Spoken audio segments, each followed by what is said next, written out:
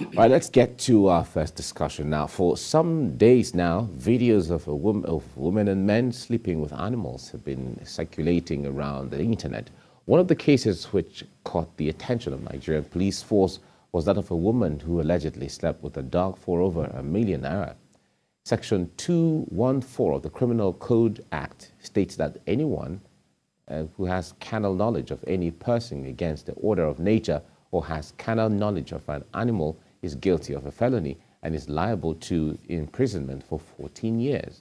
Now, many Nigerians have reacted to this act, saying that there is a high level of moral decadence in the society and that the love for money has made many people indulge in unimaginable acts. All right, that's the crux of our discussion this morning. Joining me in the studio is lawyer, social development advocate, Bosun Osifowora. It's nice to have you join me this morning. Always a pleasure. Welcome.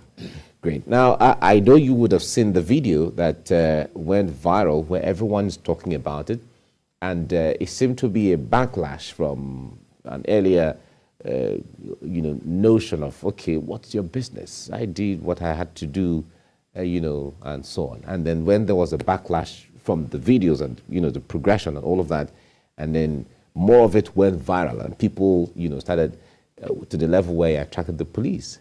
But what do you make of that? Some people will call it, like we use the word moral decadence. Others will say, well, it's a free world in the 21st century. How do we balance this, though? All right. It shows how low we've gone morally in this country. And most of these things also people have attributed to Western influence. And then also, like I said, the issue of freedom. But one of the things we have to make people realize is that freedom comes with its own responsibilities. You're only free to the extent that the law allows you to be free. You cannot do anything the way you want and anyhow you want it. There are laws regulating our lives and activities. And when you run foul of the law will definitely catch up with you and punish you. Even if you did the thing in your private capacity, there are instances where whatever you think you're doing in your own private space actually conflicts with the law, and the law will always prevail over such activities. If we go a little bit of history, you find that in as much as we said this is of Western orientation, the laws too are Western. I mean, way back there was something called, when England 1533 Burglary Act, that was where they came up with these laws against unnatural ways of having sex. That's what the Burglary Act, it was under Area 8. That was when they started. Now, so basically,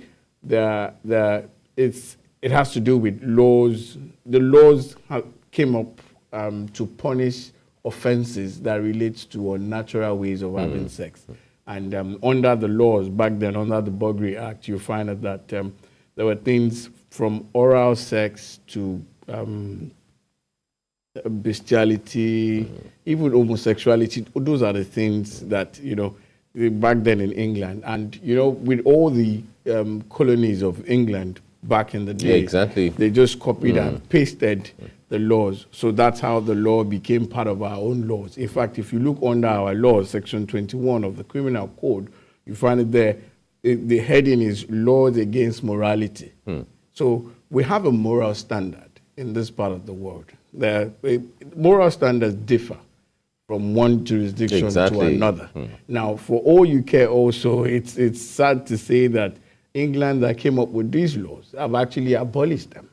But in this part of the world, in Nigeria, these laws still stand. These laws still form part of our existence. And they come with punishment. In fact, up to 14 years when you're caught in all these acts. Now, so if you think you could do anything, it's my body, I can sleep with a goat, I can sleep with a dog. If you're caught, the laws will be activated against such person, against such act, and the person will pay dearly for it. That's basically what it is. It offends our sensibility, it offends morality, and it offends the law. So basically that. All right. Now, there's what they call zoophilia. which is like the desire, to see an animal in a certain kind of way that attracts you, in that way. Could there be a mental condition? Anyway, maybe a doctor would have. I was actually going to go there. Aha, very good. I was actually going to go there.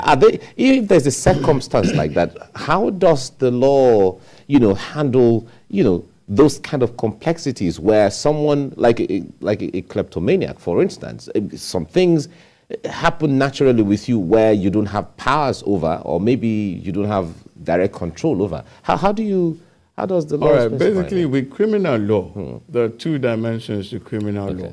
The actual act which you have committed and also the intention to commit that act. The mental element, it comes in fact, you cannot have... It's like a total package. Yes, it's a total package. That's the twin leg on which every criminal law in every jurisdiction stands. The actual act and the mental, the mental angle to that thing. That's why you find that instances such as where you have murder and manslaughter, it's a question of, the mental act. Was it intentional? Was it an omission? Or was it a commission? Now, so coming to this one, if you have offenses, anytime an offense comes up, they look at the mental angle to it. Then they look at the mental capacity of the person, of the culprit or the accused person.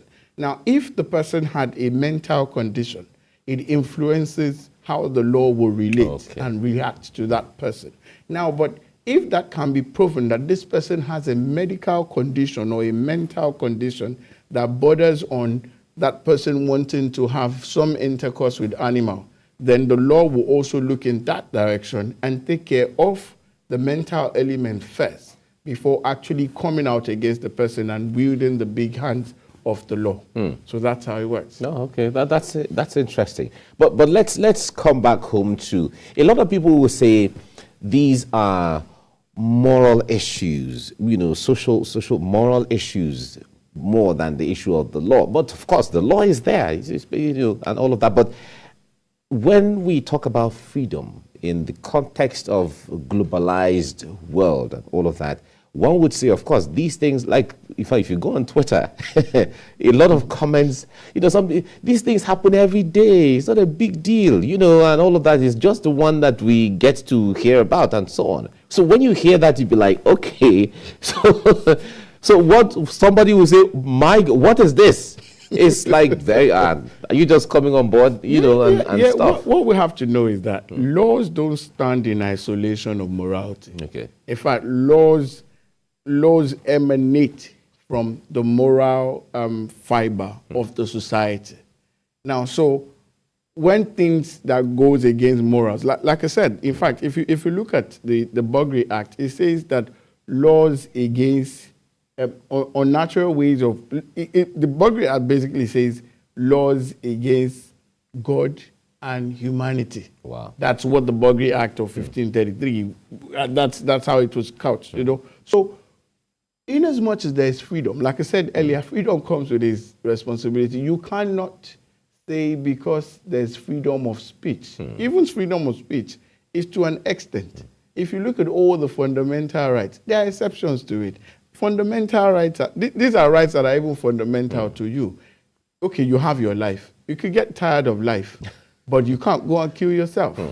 Now, if you succeed in killing yourself, good luck to you. But if you attempt to kill yourself, there's a crime. There's a jail term for attempted suicide.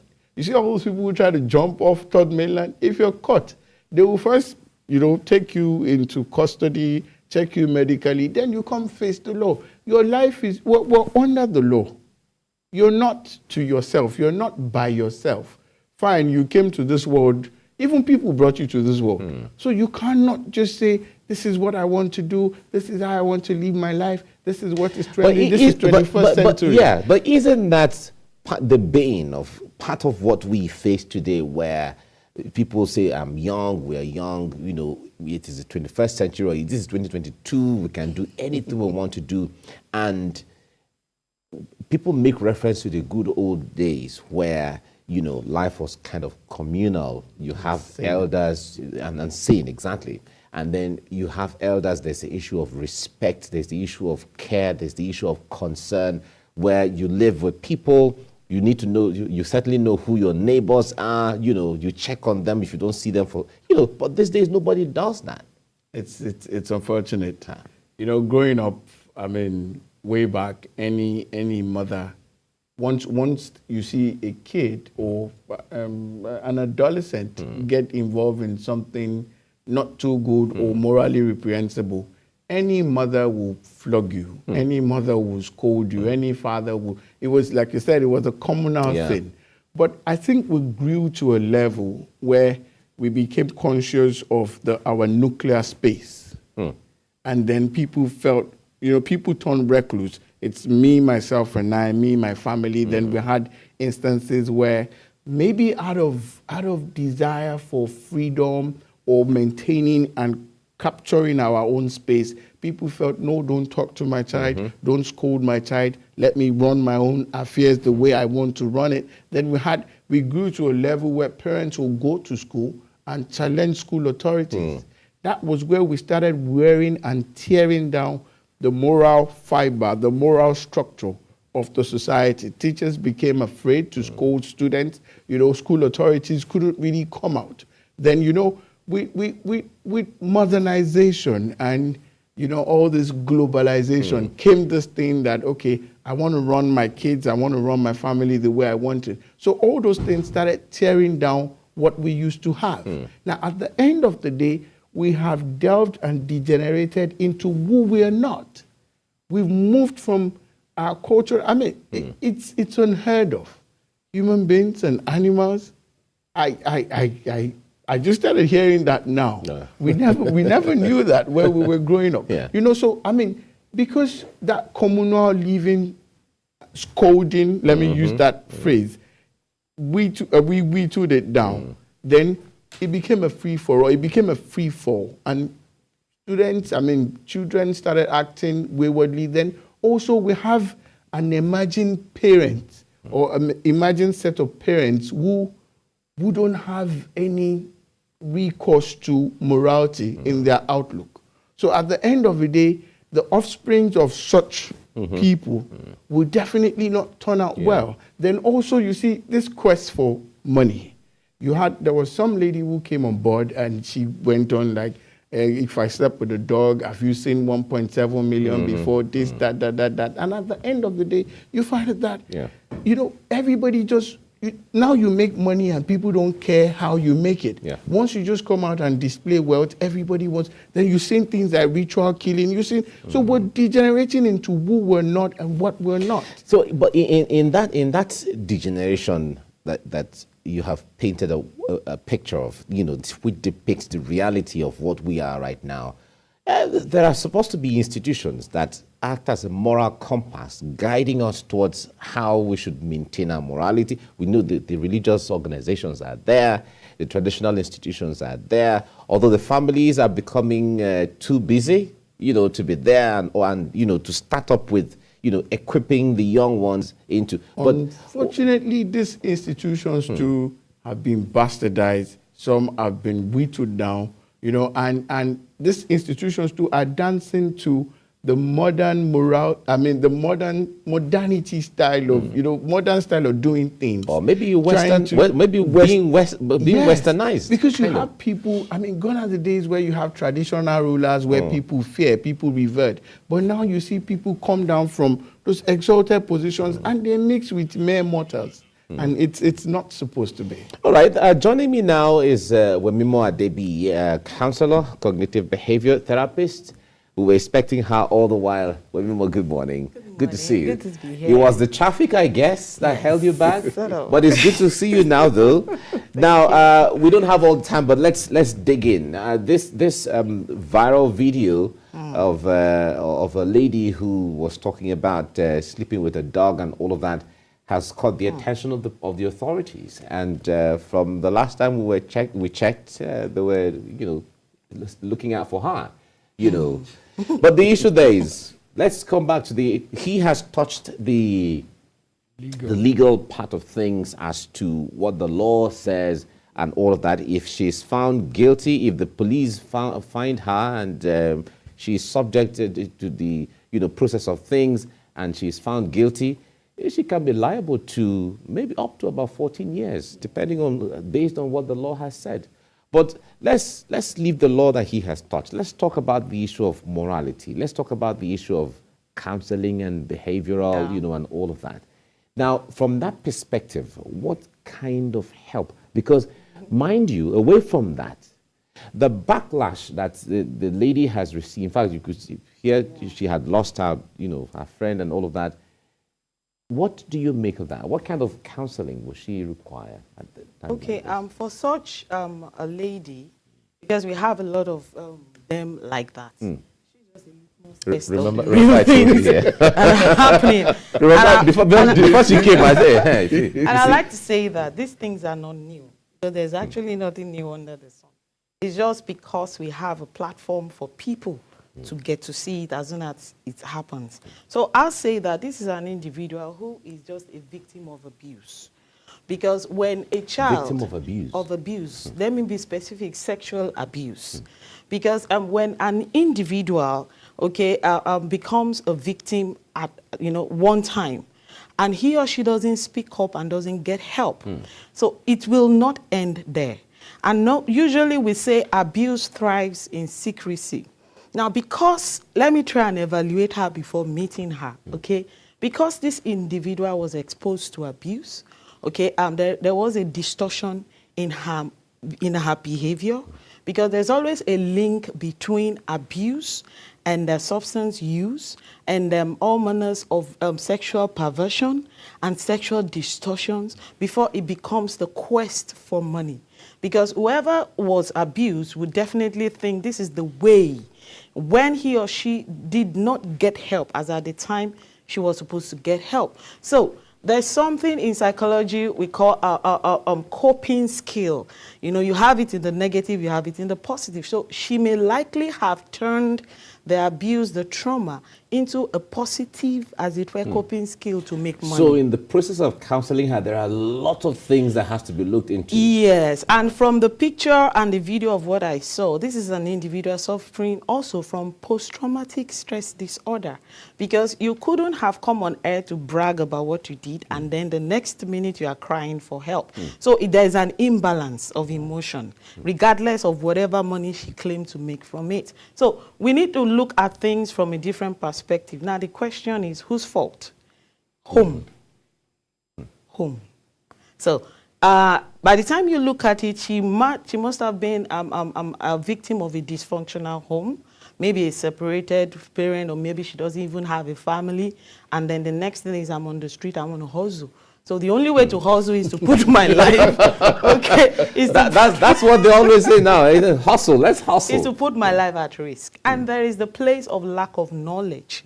Because merely exposing yourself without protection with a human being, you have a lot to lose, let alone animals whose makeup is not compatible with human life. So there's because animals, apart from some domestic whatever, a lot of them are not vaccinated against. You don't even go there. You don't even imagine a lot of things.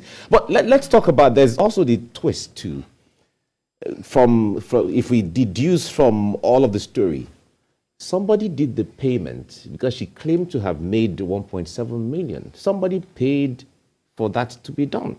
In the eyes of the law, what kind of crime have they committed? The purposings, because we're not hearing the names or the faces or the person who is behind the act in the first place. Yes, somebody owns the dog. By law, those people are accomplices, and they will be charged along. It's not just the only person that is, or the only being that is innocent or won't face the wrath of the law is the dog. Is the dog. Yes. But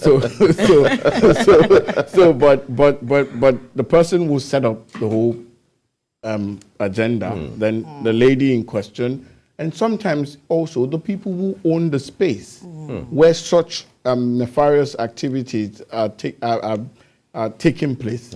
Those people also will be charged along. So those are accomplices, and they too are culpable in the whole saga. Yeah, but in a situation where maybe it is a hotel and anybody can pay for a room, and whatever you do, and then you bring a dog in a situation. Well, anybody could go on a holiday with a dog. Anyway, it doesn't work like that in this climate, because I'm not aware of hotels here where there are hotels abroad where you actually put your dog somewhere. They have a head, you know. But here, coming into a hotel and then working into any 5, 2, 3-star hotel with a dog, going into the room with you, there's that it raises a flag that something is wrong somewhere. Yeah. Oh, okay. Now, let's talk about before you came, we were talking about the issue of morality and all of that. Now, where families have become so busy, and if you check the trend, if I look at the clock right now, the clockometer right now, people are going to get busier. Yes. Because the realities of the society, economy, politics, they are dawning on human beings, and people are devising, new ways of survival, new ways of expansion, and all of that. Some people are prospering, others are, those things are dawning on. So it means our families are going to be even more busy as we get along, get busier as we get along, and those are the realities. So how do families begin to handle and balance this reality between I am so busy, but yet I need to care for the family? Okay. Especially these young children coming up. Like you have said, I like to say that it's not a must for an individual to have a child. Okay. Yes, it's not a must, because Bosun just smiled. That smile is not just You always have a punchline.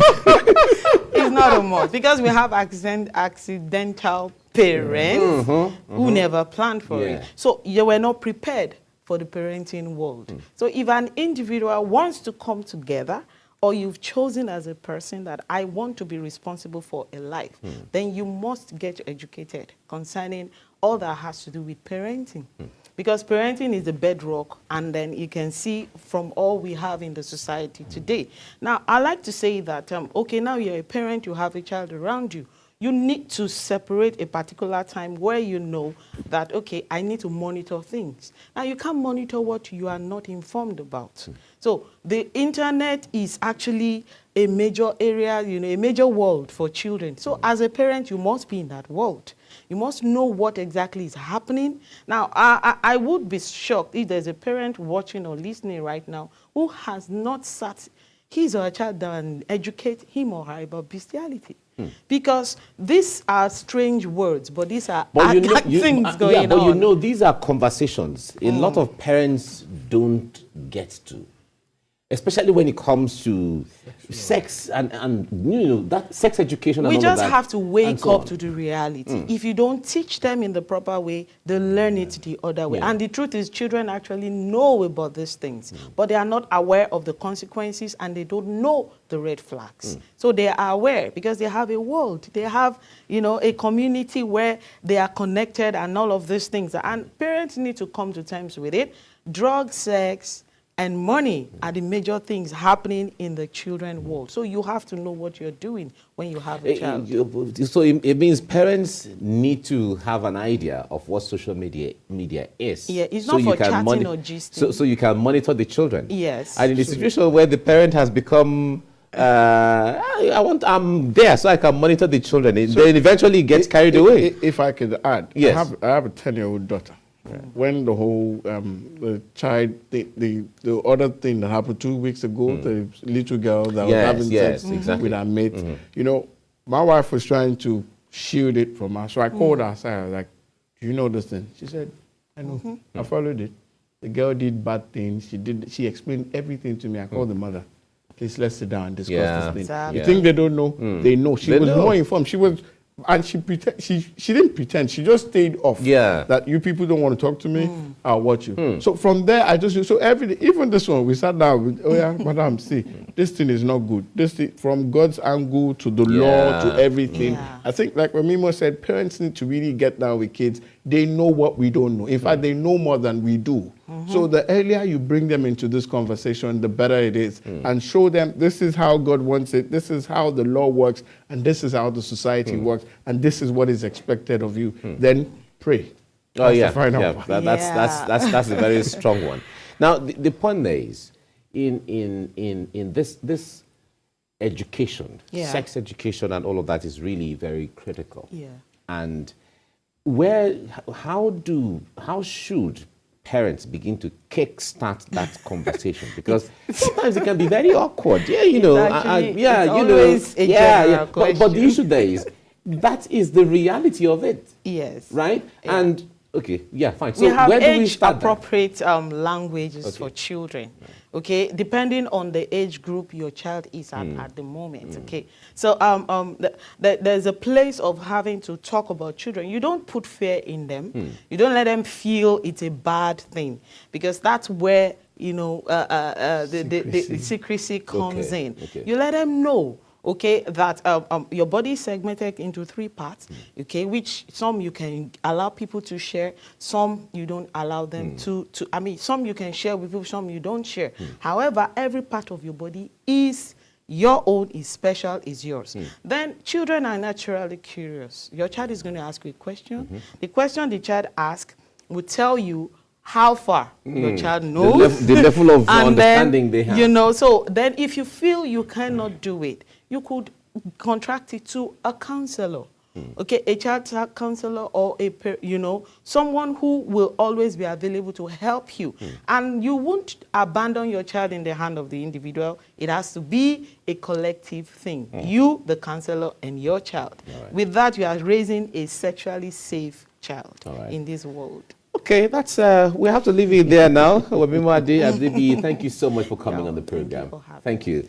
And Bosun Osifowora, thank you so much for coming. Always a pleasure. Thank you. Right. Remember, she always drops the punchline. Always. Always. Today's punchline is you don't have to have a child. You don't have to have a child. Well, parents out there will be like, what did she say? What did she say? But it's all right. It's one of those things. You need to understand the context to which that is made.